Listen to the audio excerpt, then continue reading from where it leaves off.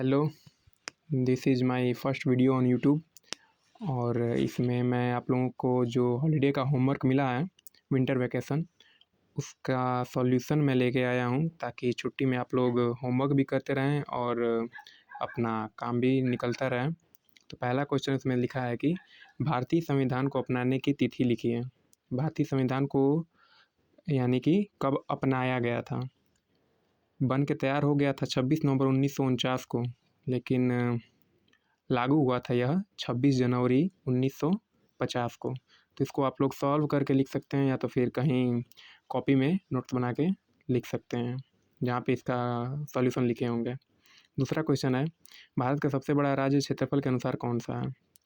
तो सबसे बड़ा राज्य क्षेत्रफल के अनुसार राजस्थान है।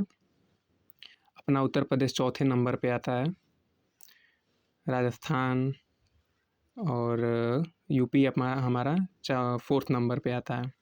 तीसरा क्वेश्चन है, मानव शरीर की सबसे बड़ी ग्रंथि कौन सी है। मानव शरीर की सबसे बड़ी ग्रंथि हम लोग लीवर को मानते हैं। लीवर यानी कि हिंदी में यकृत। तीसरा क्वेश्चन का लीवर हो जाएगा। चौथा क्वेश्चन लिखा है, ओजोन परत मुख्य रूप से किस गैस से बनी होती है।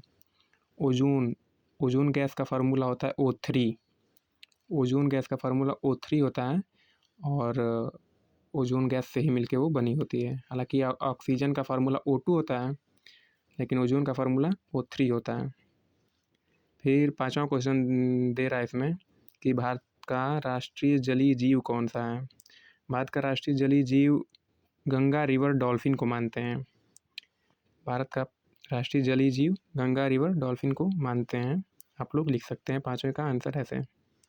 फिर फिल इन द ब्लैंक्स में लिखा है कि is called the Scotland of the east, यानी कि पूर्व का स्कॉटलैंड किसको कहा जाता है। स्कॉटलैंड एक कंट्री है, लेकिन हमारे भारत में किसको स्कॉटलैंड कहा जाता है। शिलोंग इसका राइट आंसर हो जाएगा। शिलोंग को पूर्व का स्कॉटलैंड कहा जाता है। पौधों में भोजन बनाने की प्रक्रिया को फोटोसिंथेसिस, पौधों में भोजन बनाने की प्रक्रिया को क्या कहते हैं, फोटोसिंथेसिस कहते हैं।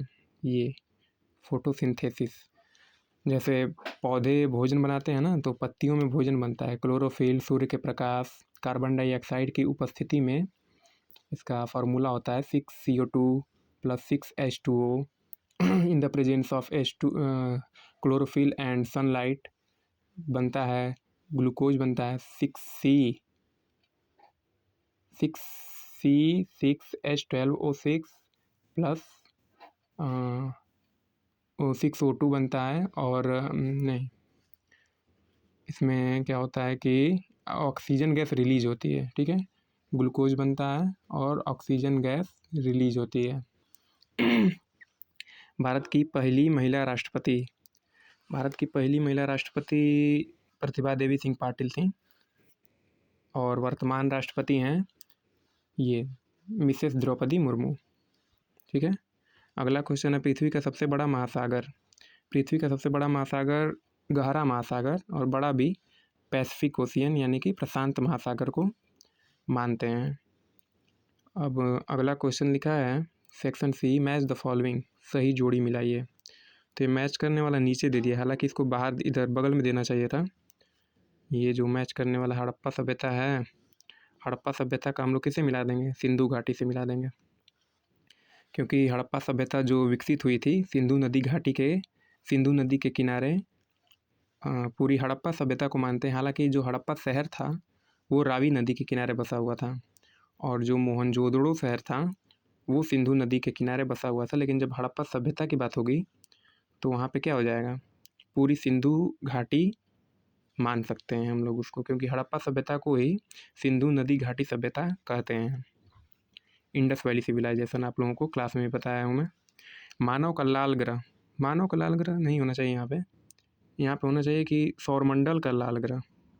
हमारे सौरमंडल के मानव नहीं होगा, यहाँ पे सौरमंडल होगा। सौरमंडल का लाल ग्रह किसको कहा जाता है, मंगल। ऑप्शन में दिखा है मंगल यहाँ पे, तो मंगल हो जाएगा। मंगल होता है क्या, हमारे सौरमंडल का लाल ग्रह। राष्ट्रीय वृक्ष, नेशनल ट्री, आप सब लोगों को पता होगा कि ये बरगद को राष्ट्रीय वृक्ष मानते हैं। पीपल लिखा है। राष्ट्रीय वृक्ष बरगद को मानते हैं, बरगद हो जाएगा यहाँ पे, आप लोग बरगद लिख लीजिएगा। हाँ, बनियन ट्री। और गोल्डन गर्ल यानी PT Usha, golden girl PT Usha हो जाएंगी। ठीक है। ट्रू फॉल्स है, प्लूटो उपग्रह नहीं माना जाता है। प्लूटो उपग्रह नहीं माना जाता, सही बात है। प्लूटो के अब प्लूटो एक साइंटिस्टों ने उसको ड्वार्फ प्लैनेट की कैटेगरी में डाल दिया, बौना ग्रह। अब वह प्लैनेट नहीं है, बौना ग्रह की कैटेगरी में उसको माना जाता है। आगे है 12 क्वेश्चन में, हिमालय दुनिया की सबसे पुरानी पर्वत श्रृंखला है। गलत बात है, ये फॉल्स हो जाएगा। ये क्या हो जाएगा? फॉल्स हो जाएगा। और ये सही हो जाएगा। पुरानी नहीं है, हिमालय दुनिया की सबसे नई पर्वत श्रृंखलाओं में से एक माना जाता है उसको। अगला क्वेश्चन है, डीएनए मानव शरीर में वंशानुगत गुणों का वाहक होता है। DNA carries hereditary characters in human. सही बात है। जो वंशानुगत गुण होते हैं हमारे पिता से जो हमारे अंदर आते हैं, जैसे कि लंबाई हो गई, रंग हो गया। अगर पिताजी लंबे हैं, माता लंबी हैं, तो बच्चा भी लंबा होता है। कुछ ऐसे ही गुण वंशानुगत डीएनए के माध्यम से हमारे शरीर में आते हैं, तो ये सही बात है। और 2 यूनेस्को विश्व धरोहर स्थलों के नाम। 2 यूनेस्को विश्व धरोहर स्थल यानी यूनेस्को के विश्व धरोहर स्थलों में शामिल किया जाता है जो चीज़ें लगता है यूनेस्को के विश्व धरोहर स्थल में शामिल की जानी चाहिए, उनको शामिल किया जाता है। तो ताजमहल, जैसे अपने भारत का ताजमहल है, एक हो जाएगा पहला ताजमहल, और दूसरा हो जाएगा कोई सा भी, जैसे मिस्र के पिरामिड। मिस्र के पिरामिडों को भी यूनेस्को के विश्व धरोहर स्थलों में शामिल किया गया है। कोणार्क का सूर्य मंदिर भी है। भारत का सुंदरवन है जो पश्चिम बंगाल में पड़ता है, सुंदरवन का डेल्टा। किसी भी 2 नोबेल पुरस्कार विजेताओं के नाम। 2 नोबेल पुरस्कार विजेताओं के नाम अपने भारत से अगर हम लोग देखें तो मदर टेरेसा, उनको मिला था, और सीवी रमन हैं, सीवी रमन जी साइंटिस्ट, और रविंद्रनाथ टैगोर जो भारत के राष्ट्रगान को लिखे हैं। भारत के राष्ट्रगान के साथ साथ उन्होंने बांग्लादेश के राष्ट्रगान को भी लिखा है। अमार तुमार बंगला, हमारे देश का राष्ट्रगान जनगण मन 52 सेकंड में गाया जाता है। ठीक है। तो उनको भी Rabindranath Tagore, mother Teresa, CV Raman ऐसे लोग हैं जो भारत के लोगों को नोबेल पुरस्कार, जो विश्व का सबसे बड़ा पुरस्कार होता है, वो मिला है। और भारत का सबसे बड़ा पुरस्कार आप लोगों को साथ में बता दूं कि भारत रत्न भारत रत्न होता है। यदि आज सोमवार है तो 45 दिन बाद कौन सा दिन होगा? यदि आज सोमवार है तो 45 दिन बाद, इसको हम लोग यहाँ पे कर ले रहे हैं। 16 नंबर क्वेश्चन, रीजनिंग का क्वेश्चन आ गया यहाँ पे, हालांकि जीके में नहीं देना चाहिए। 45/7, 45/7 करेंगे अगर हम लोग, कितनी बच जाएगा? 6 बार डिवाइड होगा, 7 6 जा 42, 7 6 जा 42 होगा, +3 बच जाएगा यहाँ पे, +3 बच जाएगा। तो क्या हो जाएगा? ये 3 दिन जो जितनी बार डिवाइड होगा उसको छोड़ देते हैं, और जितना रिमाइंडर बचता है उसको फिर काउंट कर लेते हैं। जितना दिया है सोमवार है ना, तो सोमवार में 3 और जोड़ देंगे हम लोग, तो मंगलवार, बुधवार और गुरुवार हो जाएगा। 45 दिन बाद कौन सा दिन होगा? गुरुवार हो जाएगा यहाँ पे, गुरुवार यानी कि थर्सडे लिख दीजिएगा आप लोग।